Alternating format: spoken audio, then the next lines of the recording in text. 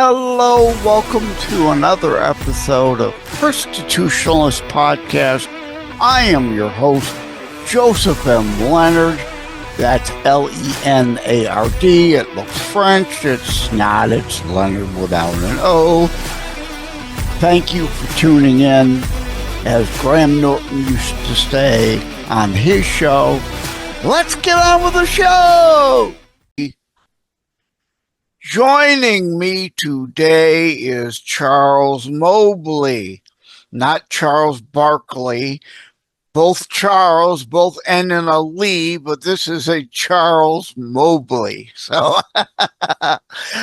I can't help but play with names. Welcome to the show, Charles. Thank you, Joseph. I actually go by Chuck. Okay. I couldn't spell Charles until I was in high school, so.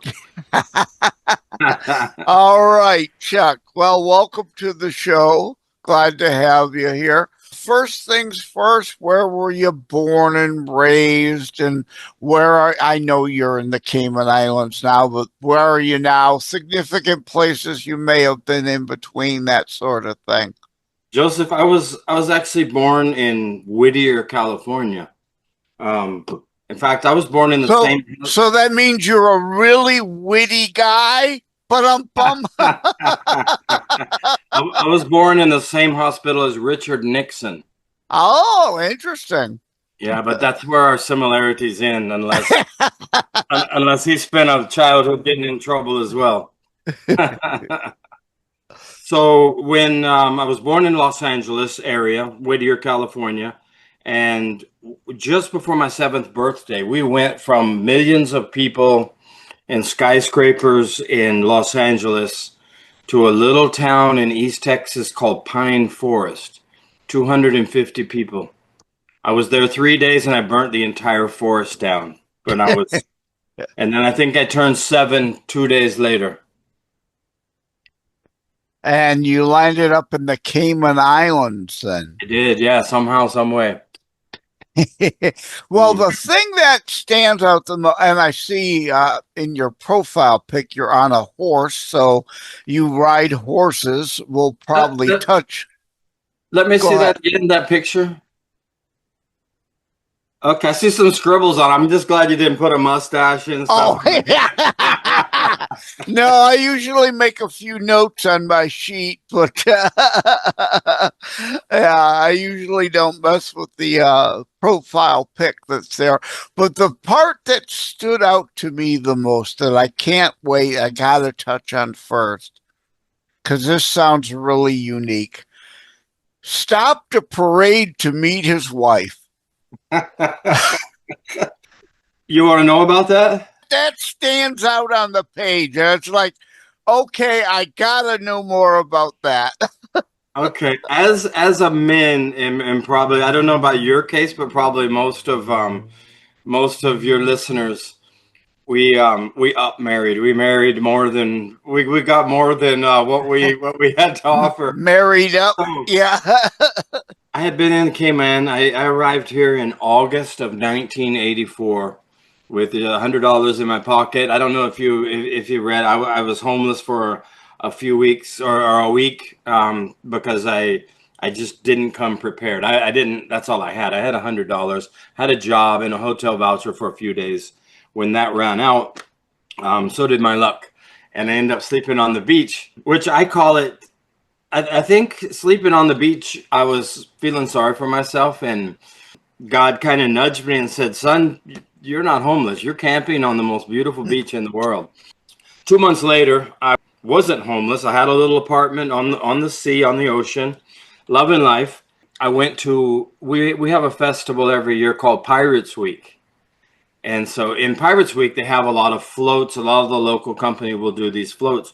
Well, Hawaiian Tropic, the suntan lotion company, had a contest called the Miss Hawaiian Tropic Contest. And they had a float with all their lovely ladies. They had some models from the U.S. flown in, and then some of the local girls that were in the contest, Miss Hawaiian Tropic. So I see this float going by, and it's all these girls in bikinis.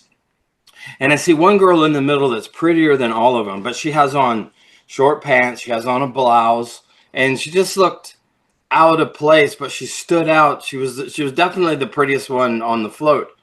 I thought, wow, who is that? I was just thinking, I have to meet her. And then I don't know if you ever have these conversations with yourself. Meet her? She's way too good for you. And I'm thinking, yeah, but she doesn't know that. And I had this conversation, like arguing with myself. And then it's like, well, what are you going to do? It's the middle of a parade. She's on a float going by. What are you going to do? And there's thousands of people lining the road, and everybody's looking at her. Everybody's admiring her. And I says, you know what? I'm going to meet her. I ran behind the float. I jumped up on it. I met her. And 2.5 years later, I married her. And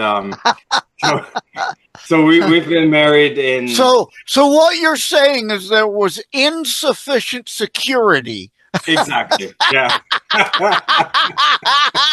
That you were allowed to get that close to the float talent.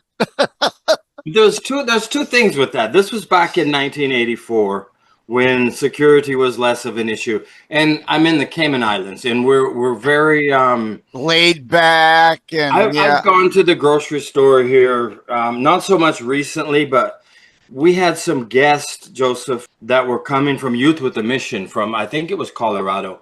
And they were coming to our house the next day for lunch, and there was a group of about 12 of them. Well, everything is closed here on Sundays. So this is about 11 o'clock at night when we remember that we have guests coming. So we're driving across, the grocery store is closed.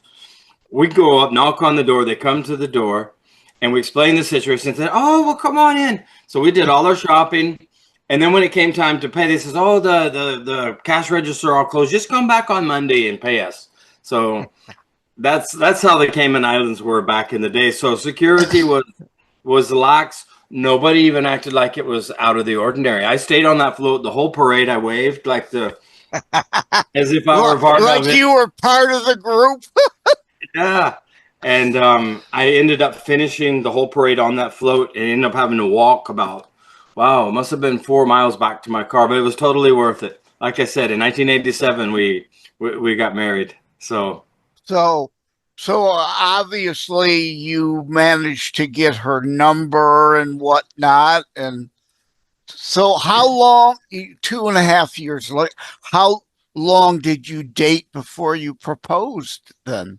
We dated, well, I didn't really get the time of day from her for a while because she's wondering about what kind of man, in front of thousands of people runs behind a weirdo. Yeah. It's a stalker. I'm that guy. So it took a lot of effort, a lot of teddy bears on her windshield and candies on her doorstep and different things. So you literally were a stalker almost. Yeah. I call it courting or wooing. I was wooing her. Times are different now. Yeah, today that would be stalking, but back then it was a lot more. I don't know what word to use, but yeah, I mean today it's called guerrilla romancing. Yeah, today with the paranoia and indeed the sheer number of not just, I joke with you about being a weirdo, but I mean literally the people who was mentally unstable out there. You try something like that today, you might wind up with a restraining order. That's true. That's true, but this was a good time to do it, a good place to do it, and we're still married today, 39 years, 4 kids later, all grown up in the Cayman Islands. We even have grandkids together now. So what do the kids think about this odd story how mom and dad met? No, man, they know me by now. They're like that's one of the most tame things I've done. So okay, well, that's normal for them. Well, yeah, we kind of took the whole bio for you. I may as well read it. My audience knows I use Podmatch to connect with potential guests, and that's where we connected was through Podmatch, and it says, and you touched on this a little bit, a Texas boy who came to the Cayman Islands with $100 became homeless on the beach, got fired, we'll have to get into that, traveled the globe, we'll have to cover that a bit, stopped afraid to meet his wife, we covered that, and wrote a best-selling book. Although it's a typo here, it says wrote a beet-selling book. You sell vegetables? Is Yeah, that on the, I is didn't that, is that notice. on, that's on my profile? That's not on my book, though. Yes, it is. I just now noticed it. Wrote a beet-selling book about it. Okay. You'll need to correct that typo, obviously. I'm not the smartest guy in the room, so that.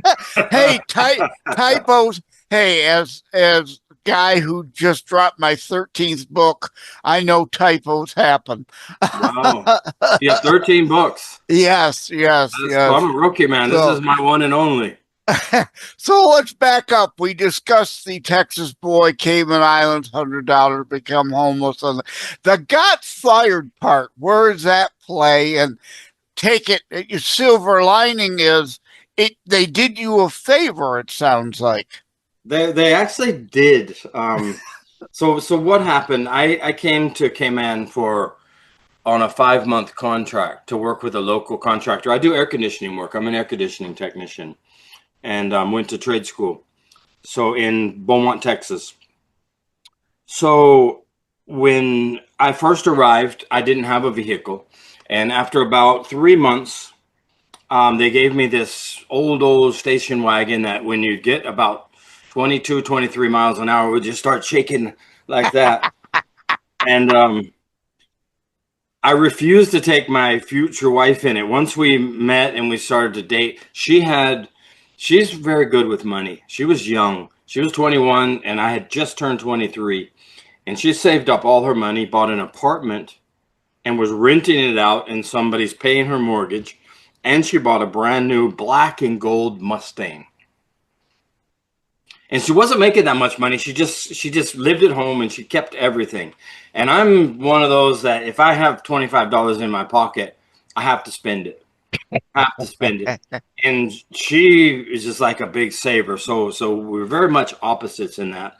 Anyhow, my car eventually broke down, and my company car, and I was using that personally. So I bought myself a personal car, and the company just thought, well, he can just use that to run service calls. And it's a little sports car, a little red Nissan Pulsar. And I remember those. So, I mean, it was really cool to drive, had a sunroof and everything, but it just wasn't adequate for a service vehicle. And I was only getting about $50 a month to cover gasoline, insurance, my car note. So I'm subsidizing this business with my personal car. Something happened where I had to put it in the shop a couple of years later, and I had to rent a car. And I'm thinking, this is ludicrous. I'm renting a car to run service calls for this guy's business. So I got with the other technicians and I said, we need to do something about this. So we told the owner of the company, we need service vehicles. Your company should have service vehicles and where we can carry equipment, carry parts. And he says, oh, I'll think about that. And we gave him about 6 or 7 months, and we gave him a deadline. And when that deadline came, we went in and we said, well, I don't see any trucks in the parking lot. And we either wanted him to buy his own trucks or at least give us adequate allowance to use our vehicles. $50 a month wasn't anything. So we wanted like $200 a month. And he said, nah, we're not going to do that. We're just going to keep things the way they are. And I said, well, we're willing to work, but our vehicles are going to stay in the parking lot. And he says, well, I guess I don't have any technicians. You're all fired. Which he kind of chopped off his nose to spite his face in a way too. He did actually, which was ludicrous to me. We went back to my wife's apartment. I was married by this time, and the same little one that she bought when she was 21, and we're sitting there having coffee and wondering what do we do? I never had, to be honest, I would love to tell people, man, from the time I was a kid, I wanted to own my own business, but I wanted to play baseball. And Ah, I never had a plan B. I was going to be a Major League Baseball player. That was it. There was no doubt in my mind. The only doubt came with the Major League teams. Nobody signed me. So, yeah, yeah. Well, right, I don't mean to pile on, but you kind of struck out there, right? Huh? But you know, yeah, I yeah. couldn't pass the wordplay. I'm sorry. Go on. My ADHD OCD brain just. That hurts, man. That hurts. I can't believe you did that. Yeah, but that was the problem, Joseph. I was a great fielder. I mean, I was. You see these the team Savannah Banana thing. I Oh could yeah, field like those guys. I could actually do flips and catch the ball. I could catch a fly ball behind my back like that. Catch the ground balls between my legs. Had a great arm. you I were was. ahead of your time. I was fielding at probably a major and throwing at a major league level. I just, as Tommy Lasorda quoted one time, I was the guy that if you threw me out of a boat, I couldn't hit water. So, and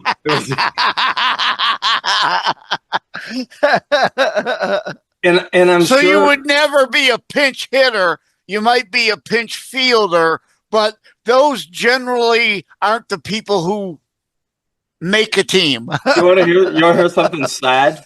I was a shortstop, and they used to pinch hit. They let the pitcher hit, and they pinched. They had a designated hitter for me. So the Yeah, pitcher hit, that's and pretty they sad. pinched for me. Usually the pitcher is the worst hitter on a team. Yeah. Yeah. Yeah. So hey, But I'm you to thyself be true, know thyself. You're yeah, able to self-reflect. You know who you are, who you were, and it just wasn't meant to be. yeah. And I imagine there's a lot of listeners that are in that same position. They were good athletes, but we weren't quite as good as what we thought. I'm sure I'm not alone in the fact that I wanted to play, Major League Baseball. I wanted to be a professional hockey player, and yeah, my career ended at the end of high school. So yeah. Mhm. So anyway, we got fired, and we're sitting in this little apartment drinking some tepid coffee. My phone rings. And this is back in the time when we had phones in our homes, actually. I pick up the phone, and it's one of the condos that I had serviced. And they said, Chuck, what's going on? And I said, what do you mean? He says, well, we called, I'm not going to say the name of the company, but we called, and they said they don't have any technicians. And I said, really? I said, well, you having a problem? And she says, yeah, I have 2 air conditioners down at our condominium complex. And I looked, and in front of me are 3 unemployed technicians plus myself, and I said, okay, I can help you out. And that's how our business started, and it just went little by little. Right place at the right time. Yep. But like I said, I would love to say that I had pre-planned all this, but all this just happened. Well, as the saying goes, one door closes and God opens a window for you to jump through. I mean, it wasn't even. I mean, it had to have been God, because I couldn't even imagine, having my own company. In fact, I ended up buying my partners out because we struggled financially for the first year. We paid each other $150 each. And because my wife was working, I could get by on that, but the other guys couldn't. So we ended up buying them out. And about 2 years later, I'm thinking, wow, I can make a living doing this. I had no idea. I was so naive, so inexperienced. And excuse me. And that's what ended up happening. Okay, well, let's pivot to this beat-selling book of yours. What is the title of the beat-selling? I'm not going to let that go. I'm going to keep joking about it. Man, you're a dog. For the record, for those viewing on behind-the-scenes video, you can see him holding it up. But for the benefit of the audio and the transcript, what is the title? It's called Leap Before You Look, But God. I like that. Yeah, I'll play on the look before you leap. Yep. Yeah, because leap and trust in God. So I leaped on a plane, came to the Cayman Islands with $100 in my pocket. I didn't know a soul. I leaped onto that float and ended up, with somebody I never, I always wanted to marry Pocahontas, Joseph. Oh, growing up, I just loved. You had your own Disney fantasy in your head. Yes, yeah, And I believe that I married Caribbean Pocahontas. I mean, she's as beautiful as Pocahontas, and then I ended up leaping into a business that today we have. Oh, I want to say 45 employees and about 25 trucks on the road. We do air conditioning, we do appliances, we do plumbing. We're the top brand in the Cayman Islands. We have over 3,500 five-star reviews. And I've been able to retire from the company, and my son and my youngest daughter have taken over. So I just feel incredibly blessed. I can look out my window right here, and I'm looking at the Caribbean Sea. So, Joseph, sometimes I think somebody's gonna come and knock on my door and say, "Dude, there's been a mistake. This life wasn't meant for you. Wake up! Yeah, this has been a dream. Now you got to get up and do something for real, right?"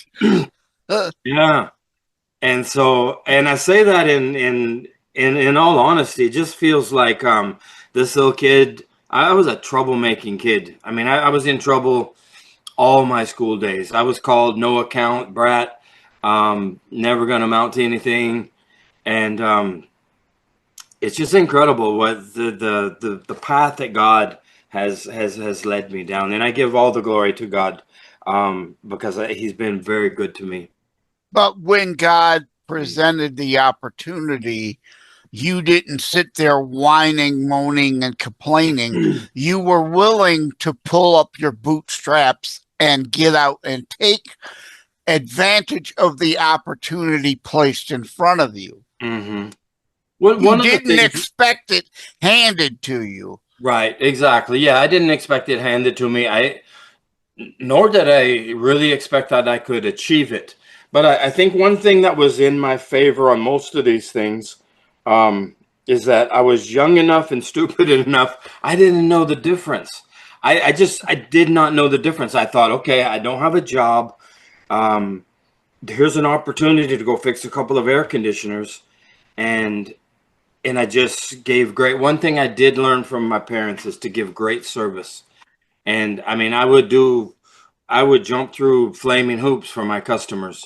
And in the end, word of mouth will always reward that. What comes to mind is you didn't have the can-do attitude. You had is equally potentially, or maybe even more important, a will try and a won't give up attitude. Yes.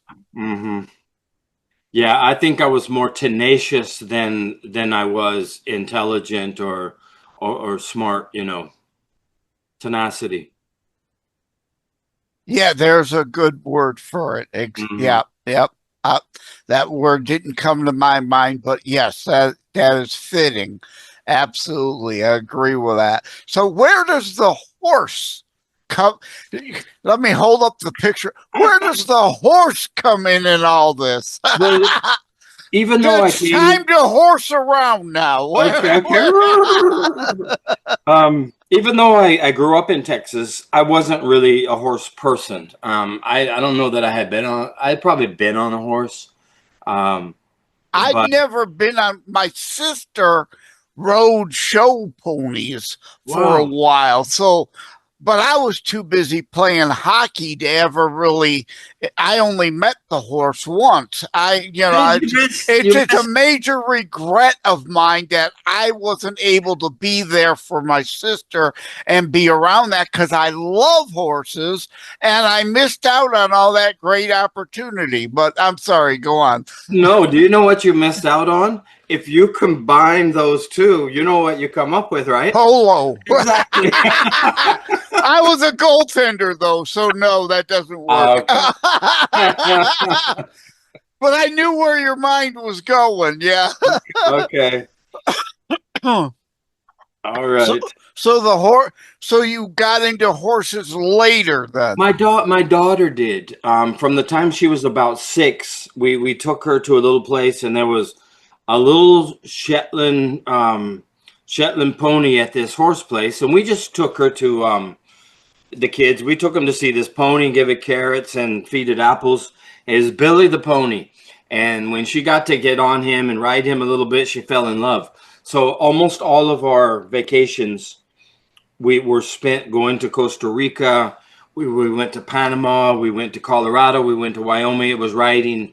It was always dude ranches and had something to do with horses. So we all started riding horses then. So this was actually on a New Year's a few years back in Cayman. We had a horse ride on the beach.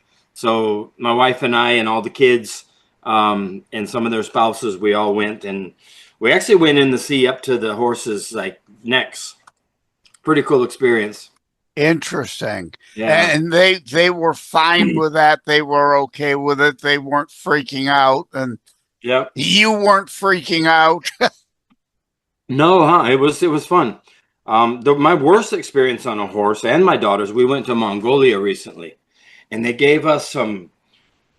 Mongolians are known to be really great horseback riders. We were out like 3 days off the main road on little tracks. In fact, we went to a Tascan reindeer herder village. And these are people that still herd reindeer for a living. It's right at the Russian border, the very northern part of Mongolia. And they gave us these horses they were only half tame. I fell off twice. And my daughter never fell off. She never went off. We're galloping down these Mongolian steppes. It's beautiful. And we're galloping, and we're going through sheep, and the sheep are just separating like that as we gallop through them. It's such a beautiful experience. But that was the most unique horseback riding things we've had. But yeah, I went off twice. We have been talking with Charles Mobley, and as usual, the time has flown by. Do you have a website where people can find you, or just find Leap Before You Look through Amazon? Do you have a website? I do have a website. It's called chuckmobley.com. And there's some pictures. You'll see some Mongolian pictures. There's a bunch of pictures from all over the world: Africa, China, India. And you can get the book through Amazon as well. Leap Before You Look, But God. And the audio is available on Spotify, Barnes and Noble, audiobooks now. Trying to get it on Audible on Amazon, but it's been a rough experience. So. Oh yeah, well, you're right. You've got to use their virtual voice system. I've been using their virtual voice to create audiobooks for mine. It takes a while. It's labor intensive. You've got to set it up. Yeah.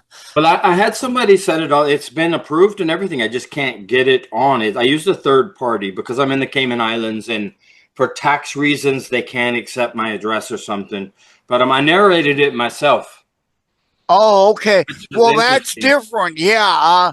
Amazon Audible, usually they want you using their virtual voice system. Whoa. So if you've indeed recorded it yourself, that's a whole other process with Amazon. I don't know about that. Yeah. I even handed the mic to because it's my first one. I didn't know the rules. I didn't bother to check the rules. I broke all the rules.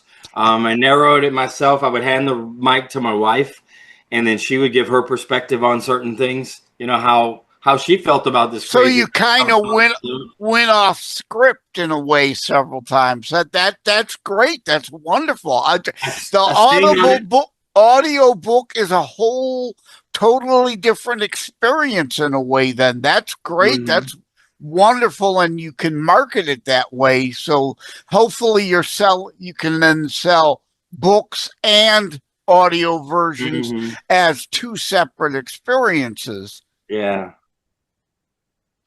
All right. Well, thanks, Chuck. I wish you'd have known you went by Chuck at the beginning. I could have did the usual "What up, Chuck?" thing, right? Yeah, For maybe the that's why I benefit, didn't tell you. yeah, for the benefit of the transcript, we're laughing. We're just having a little fun. We're having a little fun. Uh, uh, Thank you for stopping by. Take care. God bless. Yeah, man. Thank you for having me. I really appreciate it. God bless all you out there listening. And if you have a book inside you, write it, because I didn't have experience. So you guys can feel free to write your book. Rolling across my screen right now is my How to Write a Book and Get It Published. I wrote that for that very reason. Indeed, most people have a book in them. They just don't know how and where to start. So I wrote now it's rolling on the other side of the screen. How to write a book and get it published, hints, tips, and techniques. But now that you're already a beat-selling author, you don't need it. Got to get one last parting shot in there. Take care, Chuck. Have a good one. Put it there. All right. Thanks, Joseph. Appreciate it.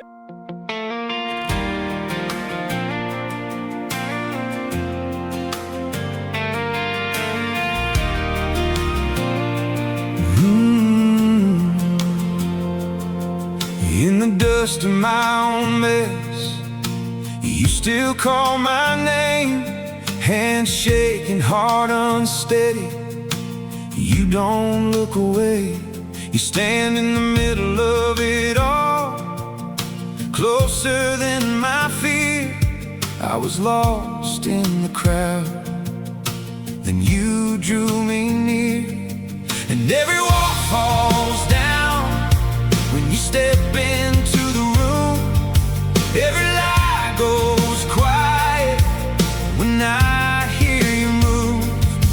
My soul leans in, my knees give way. I know who you are, I know what stays. God among us, God among us, you are here, you are here. God among us, God among us, hope comes alive right here. You are here, you are here, oh, you are here. You touch the broken table, you touch the bent and bruised.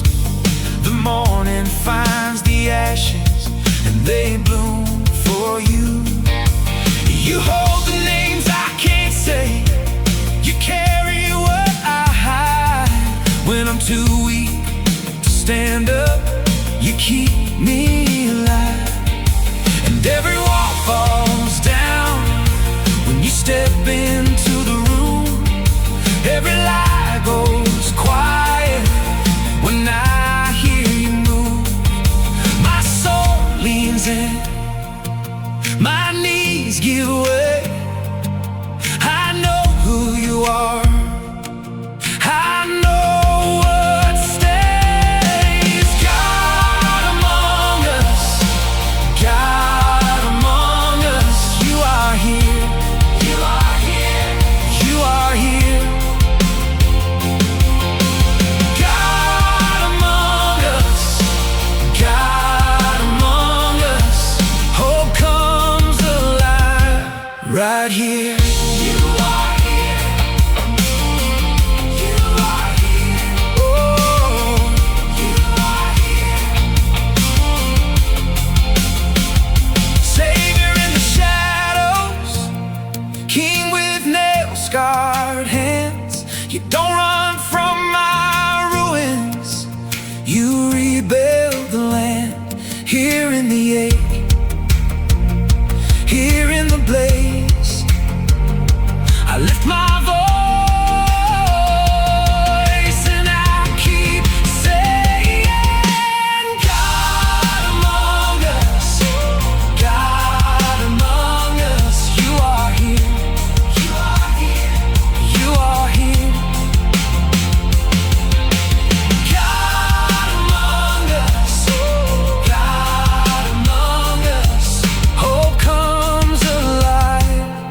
right here.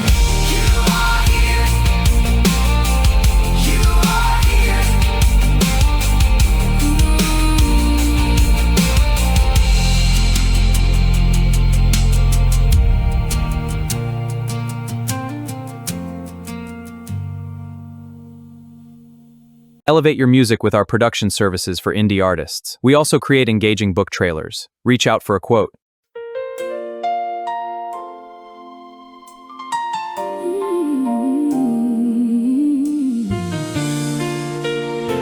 Does God still speak today? He is in everything, in every way.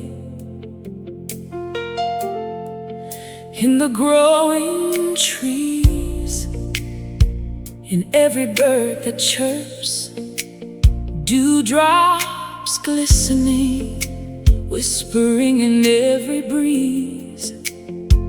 Those all his works. Real question is, are you listening?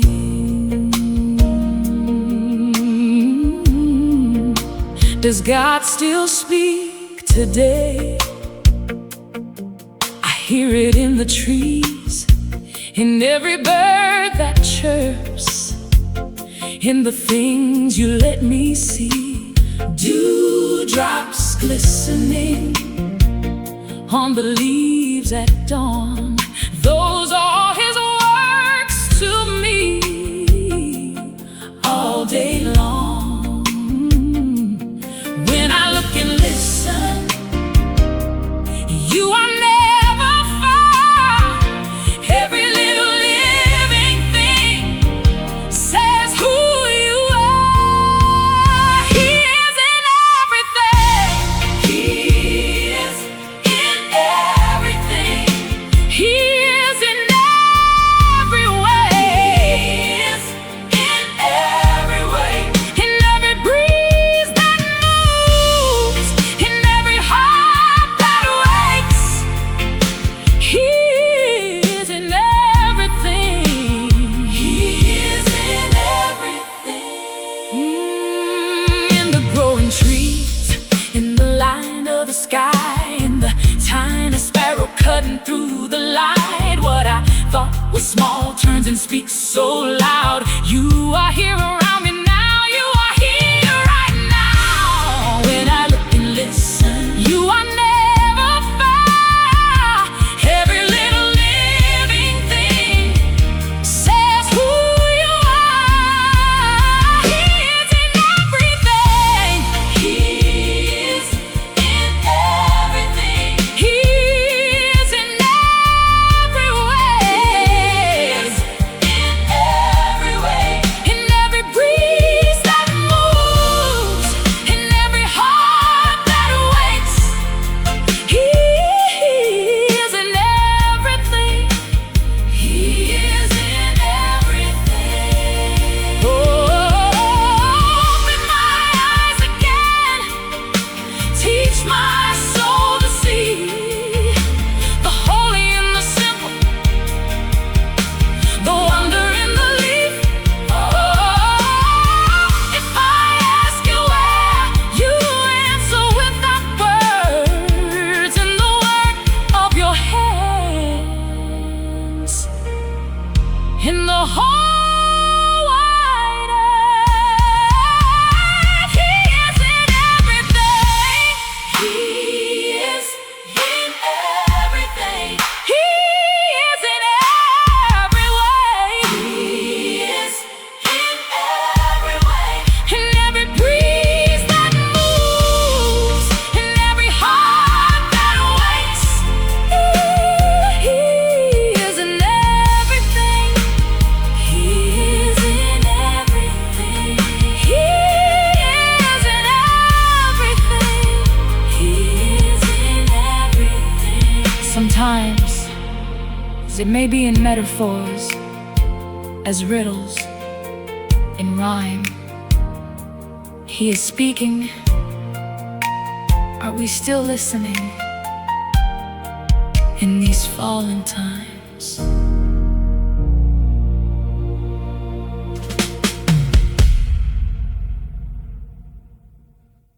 like, and subscribe to Constitutionalist Politics Podcast and share episodes. We need your help.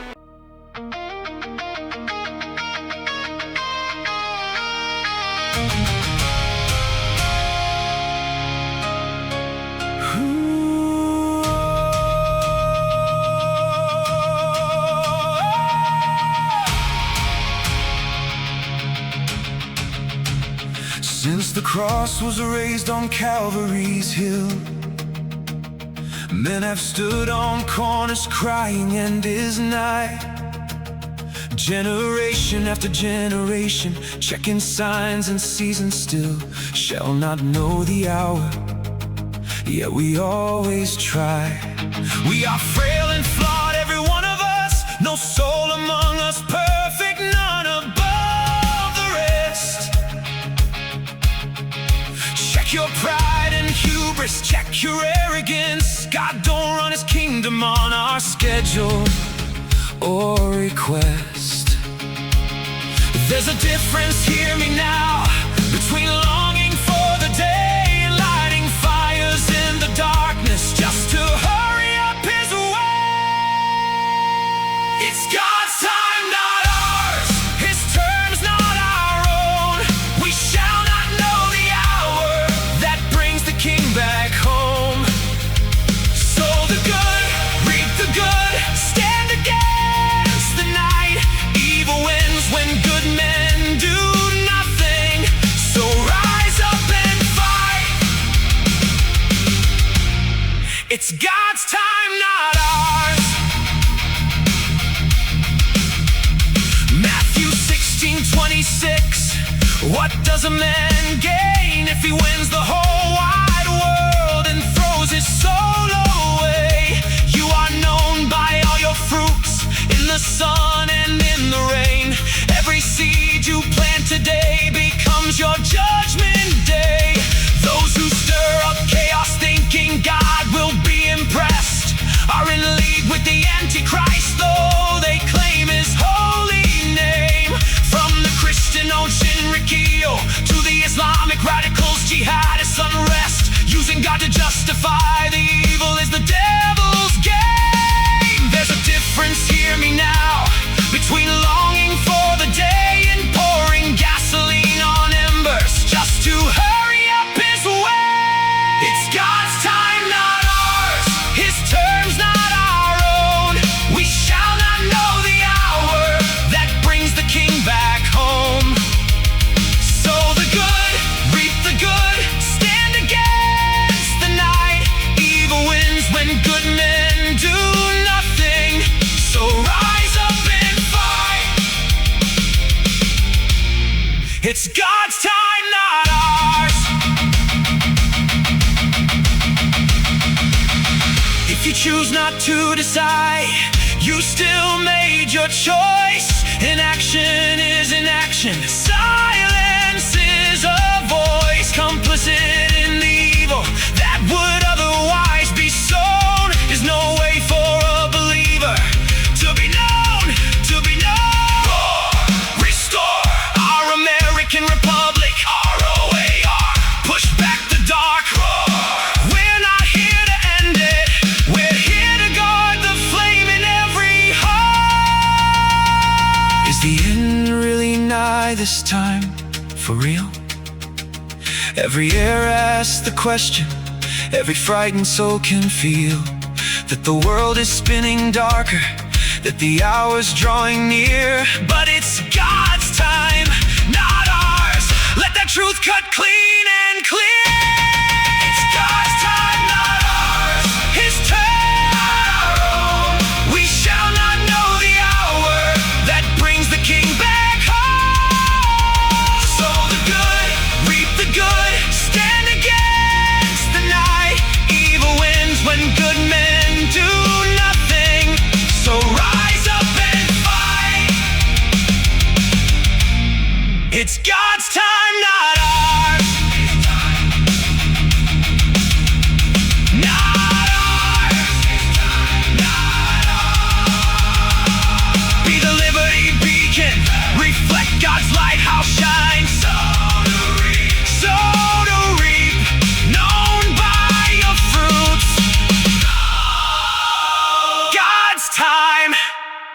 Not ours.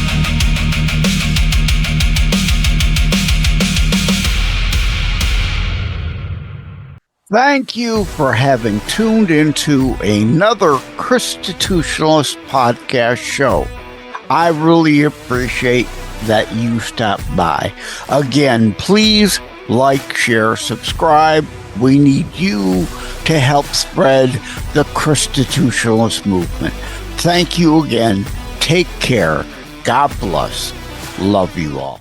Like and subscribe to Constitutionalist Politics Podcast and share episodes. We need your help.